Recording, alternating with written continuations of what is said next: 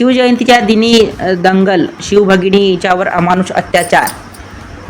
लोणार. प्रतिनिधी गजानन बाजड. नमस्कार, मी भाग्यश्री. महाराष्ट्र न्यूज 24 लाईव्हमध्ये आपले स्वागत करते.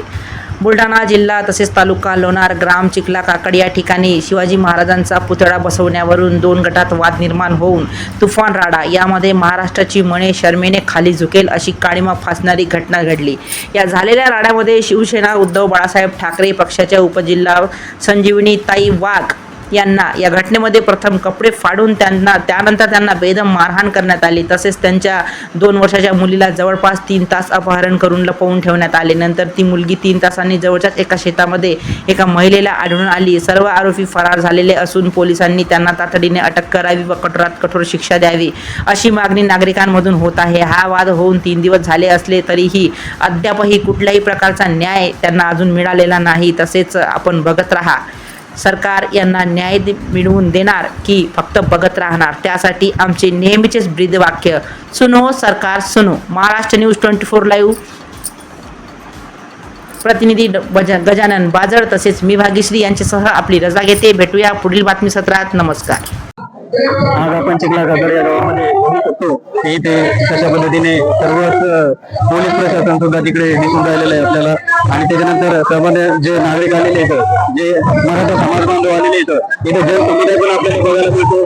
त्याच्यानंतर समोर इकडे समोर बघू शकतो आपण की मराठा समाज पण किती प्रमाणात इथे उपस्थित झालेला आहे. लवकरच मनोज जरांगे दादा यांचं सुद्धा आगमन इथे होणारच आहे. पुढे नाही झालं.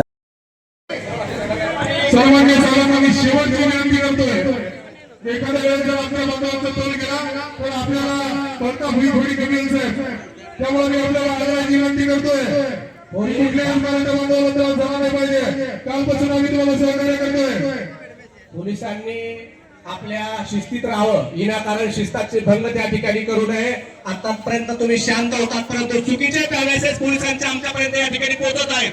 आमच्या मराठा बांधवांना तुम्ही त्या ठिकाणी अडवायचा प्रयत्न त्या ठिकाणी करत आहेत. आज आपण आलेलो आहे चिखला काकड या गावामध्ये. इथे आपल्याला एक तणावग्रस्त वातावरण दिसत आहे. तरी आपण बघू शकता की इथे भरपूर झालेली आहे. बघू शकतो आपण खूप तणावग्रस्त वातावरण आहे. तसं मनोज जरांगे दादाचं थोड्याच वेळात इथे आगमन सुद्धा होणार आहे आणि बराचसा मराठा समाज इथे उपस्थित झालेला आहे. आणि इथे जर काही शांततेत या प्रयत्नाचा मार्ग निघाला नाही तर खूप जनाक्रोश होऊ शकतो, असं या सर्व वातावरणावर आपल्याला दिसायला पाहायला मिळत आहे.